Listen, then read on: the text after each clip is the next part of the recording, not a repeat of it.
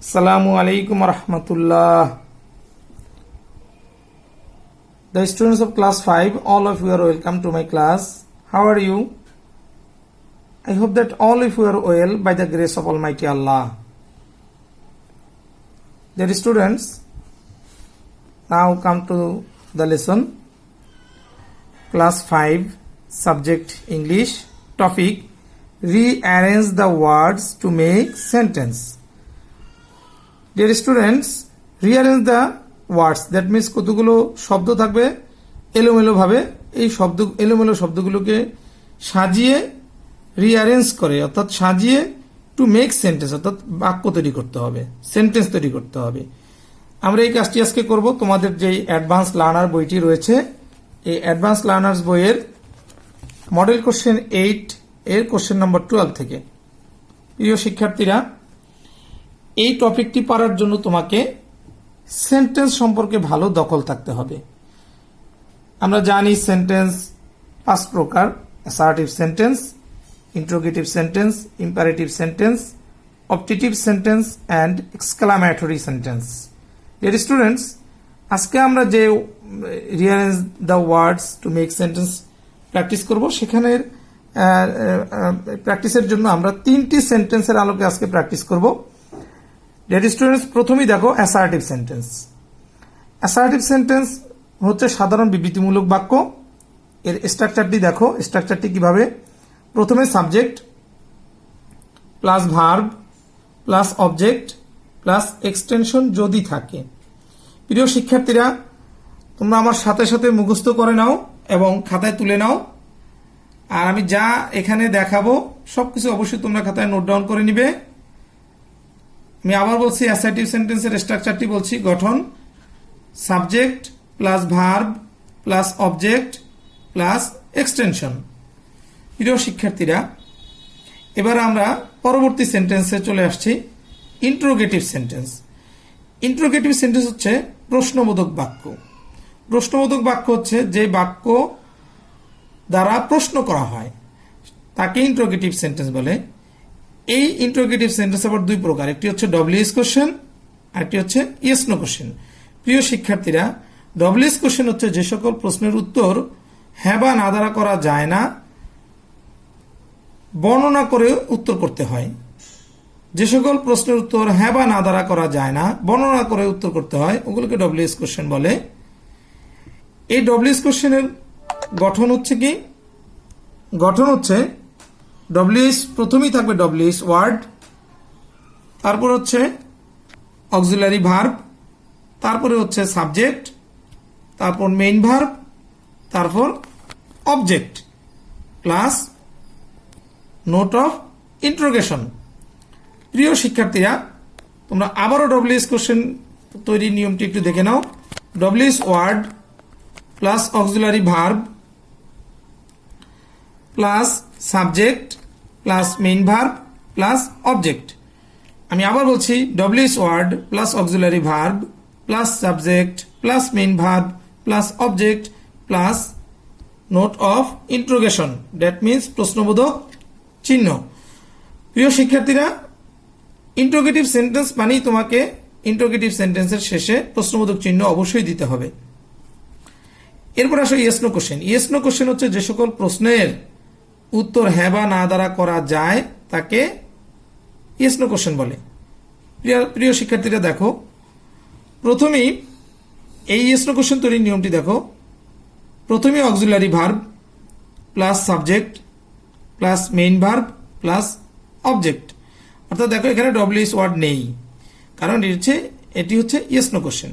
আমি আবার বলতেছি, auxiliary verb plus subject plus main verb plus object plus question mark.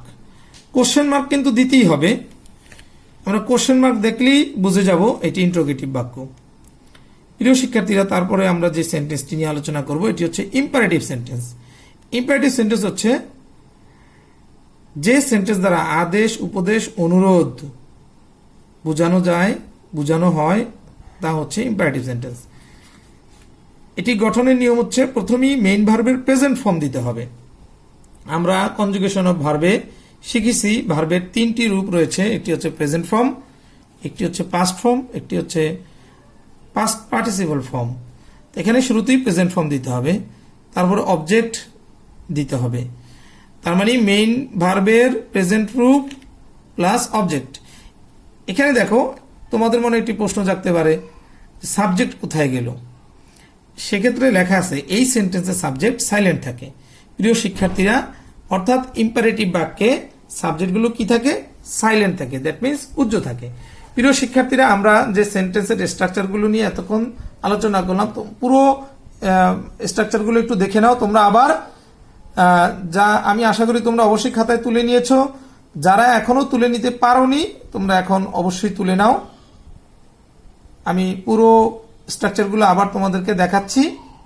তোমরা আশা করি অবশ্যই এখন তুলে নিতে পেরেছো, এখন আর কারো বাকি নেই এটাই মনে করতেছি। তাহলে আমরা কি শিখলাম? Assertive sentence, interrogative sentence, imperative sentence, এই তিনটি সেন্টেন্সের আমরা স্ট্রাকচার শিখে ফেলেছি। এবার এর আলোকে আমরা rearrange the words to make sentence, এই টপিকটি প্র্যাকটিস করব। দেখো শিক্ষার্থী বন্ধুরা, তোমরা তোমাদের বই থেকেও দেখতে পারো। বইয়ের অবশ্যই মডেল কোশ্চেন, তোমাদের যে মডেল কোশ্চেন 8 রয়েছে, এই মডেল কোশ্চেন 8-এর যে 12 নম্বর অপশনটি রয়েছে, এই 12 নম্বর অপশনটি আমরা প্র্যাকটিস করব। এখানে কি লেখা আছে তোমরা একটু দেখো। Rearrange the words in the appropriate order, সঠিক নিয়মে এই শব্দগুলোকে সাজিয়ে লেখো। টু মেক, তৈরি করতে, মিনিংফুল সেন্টেন্সেস, অর্থপূর্ণ বাক্য তৈরি করতে। মেক শিওর, নিশ্চিত করতে হবে। ইউ, তোমাকে, পুট এ ক্যাপিটাল লেটার, অর্থাৎ বড় হাতের লেটার বর্ণ দিয়ে শুরু করতে হবে। অ্যাট দ্য স্টার্ট, শুরুতেই। And full stop, full stop দিতে হবে। অর কোশ্চেন মার্ক, অথবা কোশ্চেন মার্ক দিতে হবে at the end of a sentence.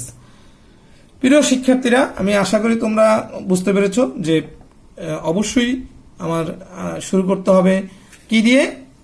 Capital letter দিয়ে, এবং সেন্টেন্সের শেষে হয় ফুল স্টপ দিতে হবে অথবা কোশ্চেন মার্ক অর্থাৎ প্রশ্নবোধক চিহ্ন দিতে হবে।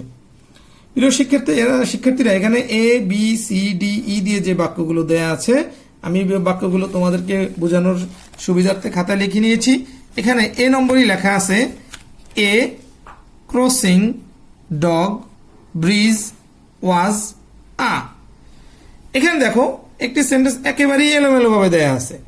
এই সেন্টেন্সটিকে আমাকে সাজিয়ে তৈরি করতে হবে। আমি এখানে দেখো, এখানে কোনো ইন্ট্রোগেটিভ বা ইম্পারেটিভ এমন কোনো বাক্যের চিহ্ন আমি দেখতেছি না। আমি দেখতে পাচ্ছি যে এই বাক্যটি একটি অ্যাসার্টিভ সেন্টেন্স। প্রিয় শিক্ষার্থীরা, অ্যাসার্টিভ বাক্যের কি গঠন শিখেছি? প্রথমেই সাবজেক্ট থাকবে, তারপরে ভার্ব থাকবে, অবজেক্ট থাকবে, তারপরে এক্সটেনশন যদি থাকে তাহলে এক্সটেনশন হবে। সেই নিয়মে তাহলে আমরা এখান থেকে করা শুরু করি। দেখো এখানে কি লেখা আছে। তাহলে ক্রস হতে অতিক্রম করা, কে ক্রস করেছে? ব্রিজ, ব্রিজ তো অতিক্রম করতে পারে না, ডগ অতিক্রম করেছে। তাহলে এখানে কি হবে? ডগ। তাহলে কি হবে? A dog.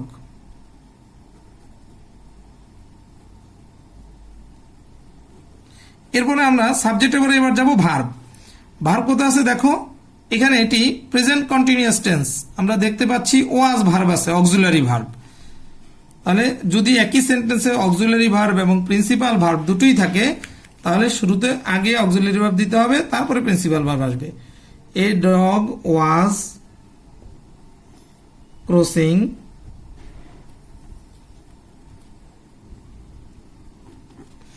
তাহলে কি হলো?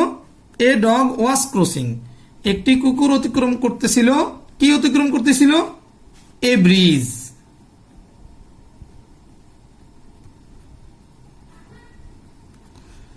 তাহলে এবার আমরা লাইনটি সাজিয়ে লিখেছি। দেখো, এ dog was crossing a bridge, অর্থাৎ একটি কুকুর একটি ব্রিজ অতিক্রম করতে ছিল।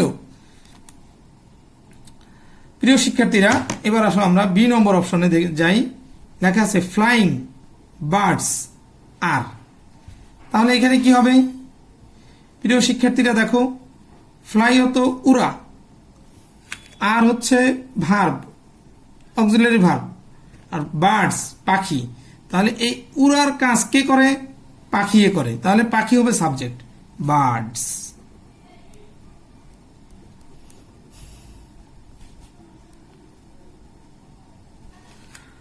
এখানেও অক্সিলারি ভার্ব আর দেয়া আছে, বার্ডস আর।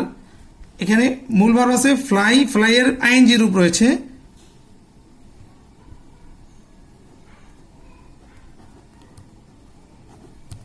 এটিও প্রেজেন্ট কন্টিনিউয়াস টেন্স, এটিও present continuous tense. Birds are flying, পাখিরা উঠতেছে। এবার আসো সি নম্বর অপশনে, বাংলাদেশ লিভ উই ইন। তাহলে কি হবে? বাংলাদেশ, বাংলাদেশের নাম, লিভ বাস করা, উই আমরা, ইন মধ্যে। এখানে দেখো বাস করা, বাস করার কাজ কে করে? উই আমরা, আমরা হচ্ছে সাবজেক্ট, উই। ভার্ব কি সাবজেক্ট পরে ভার্ব হবে উই লিভ। আমরা বাস করি, কোথায় বাস করি? In Bangladesh, in Bangladesh. দেশের নামের শুরুতে কি হবে? যে কোনো নামের শুরুতেই প্রথম অক্ষর বড় হাতের হবে, এই জন্য বি বড় হাতের দিতে হবে।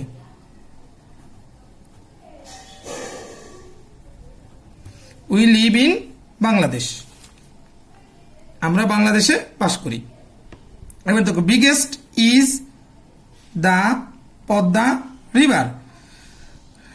এখানে বিগেস্ট মানে সবচাইতে বড়, দি আর্টিকেল ব্যবহার করা হয়েছে, ইজ হয় দি আর্টিকেল। পদ্মা এখানে নদীর নাম, রিভার পদ্মা রিভার।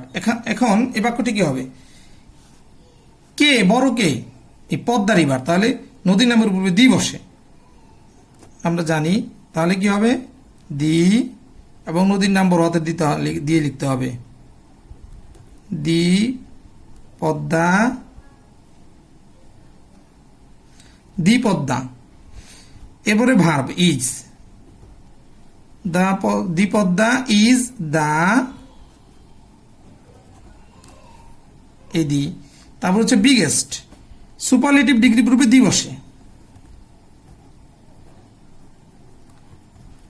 বিগেস্ট এই রিভার। কি দাঁড়ালো? The Padma is the biggest river, অর্থাৎ পদ্মা হচ্ছে সবচাইতে বড় নদী। এবার আসো হি হোয়ার লিভ ডাজ। এখানে একটি প্রশ্নবোধক চিহ্ন আছে, এখানে হোয়ার আছে কোথায়, তাহলে আমরা বুঝতে পারছি এটি ইন্ট্রোগেটিভ বাক্য। সেক্ষেত্রে আমরা ইন্ট্রোগেটিভ বাক্যের গঠনে শিখেছি ডব্লিউএস, এখানে হোয়ার আছে ডব্লিউএস ওয়ার্ড, এই জন্য আমরা এখানে কি ব্যবহার করব? ডব্লিউএস ওয়ার্ড ব্যবহার করব, হোয়ার।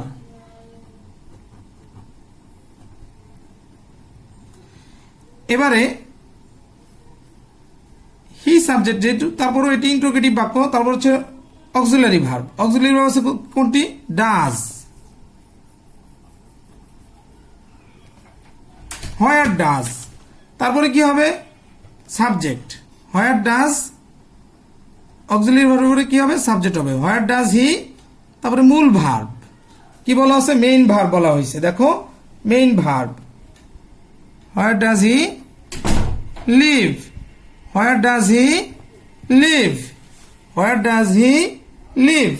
প্রিয় শিক্ষার্থীরা দেখো, এখানে আমার আর কোনো এক্সট্রা অবজেক্ট নেই প্রয়োগ করার মতো। আমার WS word, auxiliary verb, subject এবং মেইন ভার্ব, এরপর কোশ্চেন মার্ক দিয়ে আমার বাক্যটি হয়ে গেছে। প্রিয় শিক্ষার্থীরা, তাহলে আমি বাক্যগুলো আবার একটু বলতেছি। A dog was crossing a bridge, অর্থাৎ a dog, a dog was crossing a bridge. B নম্বরে birds are flying, birds are flying. C নম্বরে we live in Bangladesh, we live in Bangladesh. D নম্বরে the Padma is the biggest river. Padma বানানটি লিখতে গেলে ইংরেজি বানান করে লেখার সময় পদ্মা লিখতে হয়, কিন্তু উচ্চারণ করার সময় বাংলা উচ্চারণ হচ্ছে পদ্মা, ইংরেজিতে হচ্ছে পদ্মা। বানানটা লিখতে হবে পদ্মা, কিন্তু উচ্চারণ করতে হবে পদ্মা। বানান পদ্মা, কিন্তু উচ্চারণ হবে পদ্মা।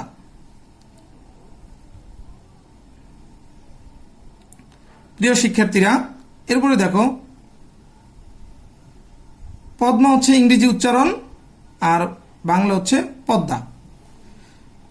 এই নম্বরে দেখো where does he live, where does he live. তাহলে আমরা কিভাবে এগুলো তৈরি করলাম প্রিয় শিক্ষার্থীরা, আশা করি তোমরা বুঝতে পেরেছ। এবার আসো তোমাদের হোমওয়ার্ক। হোমওয়ার্ক হচ্ছে rearrange the words to make sentence. এই টপিকটি তোমরা প্র্যাকটিস করতে হবে কোথা থেকে? ফ্রম ইউর এক্সারসাইজ বুক, অর্থাৎ তোমাদের যে এক্সারসাইজ বুক রয়েছে অ্যাডভান্স লার্নার, এই যে তোমাদের যে এক্সারসাইজ বুকটি রয়েছে এক্সারসাইজ বুক থেকে তোমরা অবশ্যই এই rearrange the words to make sentence এই টপিকটি, অর্থাৎ তোমাদের মডেলের কোশ্চেন নাম্বার 12 তোমরা অবশ্যই প্র্যাকটিস করবে। আশা করি ক্লাসটি তোমরা বুঝতে পেরেছো। ভালো থাকো, সুস্থ থাকো, নিরাপদে থাকো। আসসালামু আলাইকুম রাহমাতুল্লাহ।